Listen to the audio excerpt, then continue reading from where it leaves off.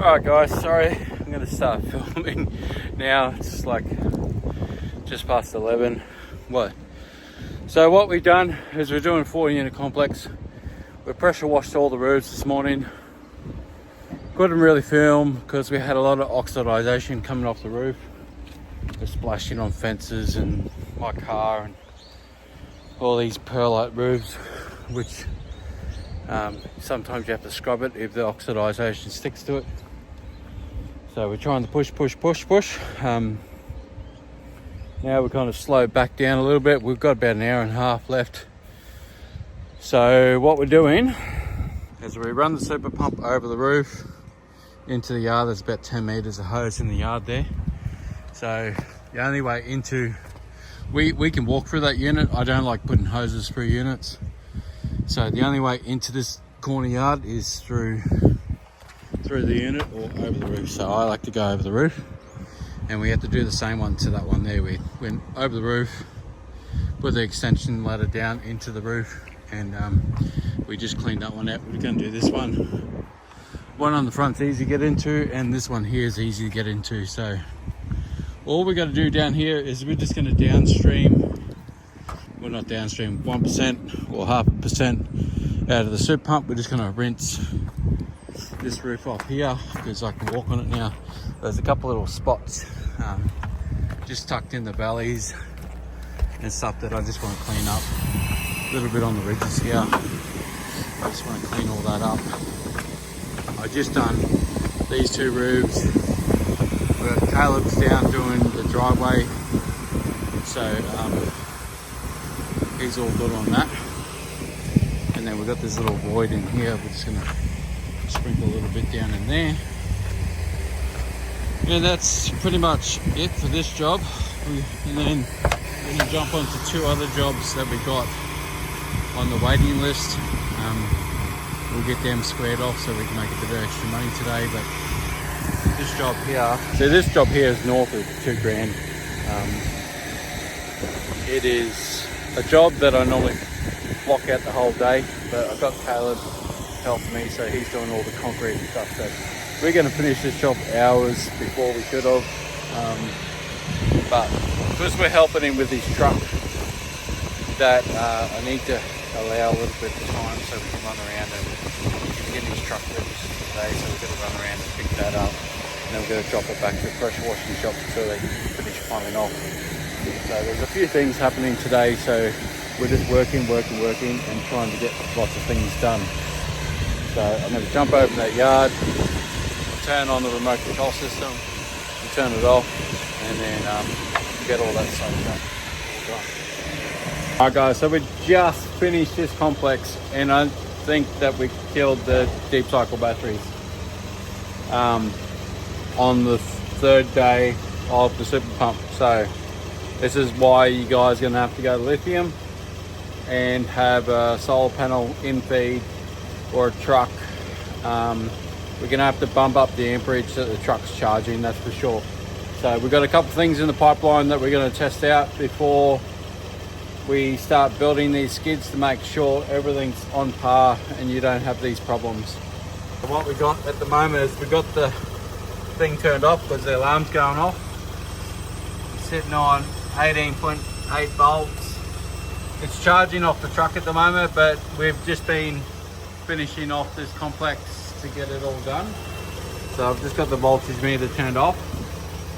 We've just finished, so we're just going to let it charge. We're going to wind up everything.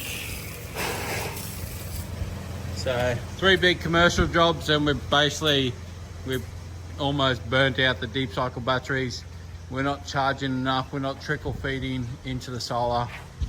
So we finished all the roofs, all the buildings, all the concrete done on this job. So we're going to let that charge, and we're going to head to another house wash, get that finished, and then go do some other stuff for today. But we're definitely going to have to go pick up 2 lithiums, get the monitoring systems on the lithium so we can check everything out, so we can see the percentage of the battery and where we are. I can't see that on the deep cycle other than the voltage meter. So we are going to do that, get that all hooked up, and we're going to go from there. Catch ya. Alright guys, we're going to do a walk around Caleb's truck. We've got my truck here, and this is probably the updated version of my truck. All the stuff that I wish that I did from the start that I've learnt over 2 years. So come with me and have a look at a $125,000 truck setup. Boom. Okay, let's start with the cab. It's a Fuso City Cab 515. So it's a 4.5 ton payload, 2.2 ton on the back. So what we've done with Caleb's is we're throwing in a 1,000 litre water tank. So water supply is what he wanted. We got a GX 690, 8 gallons a minute. It is a spit water unit. That's what he wanted. They got a nice belt drive system on this one here. So he's going to be running that, testing that out. We've got the chemical tank. We went with a long tank instead of a square tank like mine. It gave us a bit more room because he wants to run another 8 in here, and then he's got a bit of storage for chemicals and whatnot in the back there. But all the plumbing will come out through the bottom of that tank there, fill tanks here. So we got all that because he's not running a hot water unit like mine. He's going to run a couple of racks up in the top here once he gets the roof put on to run the ladder and all that type of stuff. We got 2 dual 18-inch reels. He's got 1 electric for the main line, and then wind up. So this is a feed line, and then this is going to be for the soft wash unit. And then as we come around the back, we mounted the super pump, Super 16, up the top here, so it looks really nice. Put some bolts there so it didn't fall down. So a little bit more to take down, but that's fine. She's looking pretty sick up there. Got a soap tank down the bottom here. And then as we come around here, we got it nice and open. So in mine, you can see on my truck, we went with the square tank instead of the long tank because of the water and the hot water unit. So mine is completely different design because of the equipment that I got on. So we put my wall like this, like that, and then I got all my units down there. My super pump I got to whack up on here. I've just been busy last 3 days. So then what they've done here is they whacked another hole in the side for the bypass. It's going to go into your 3-way ball valve down the bottom here. We're going to have a transfer pump here to pump back into the chemical tank. We've got the remote control smart stream up in there. We're going to have a bit of wiring up in here, nice and neat. So this is almost a dry area, and then we've put all the plumbing on this side so it's away from everything. And then he's got his toolbox. Run the lithium power bank for the super pump into here. So he's got another battery that we're going to run all the 12 volt stuff off, and then we got the power bank for the super pump. So that's pretty much it. It's not fully plumbed up yet.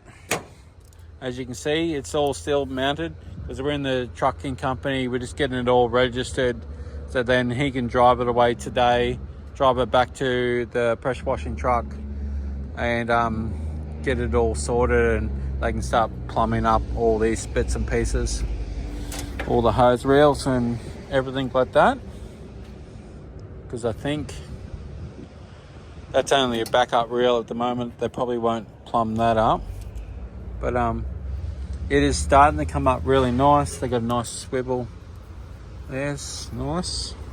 So that's the water feed to the tank. So basically we're gonna, what they're doing, cut out the back.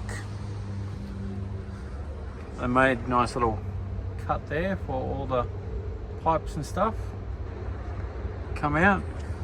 But yeah, let us know. We'll be getting this truck ready to show off. So we're going to be showing off this truck and Caleb struck on the 17th of October down the Gold Coast at Nick's. So we'll be starting to put a few pictures online and let us know.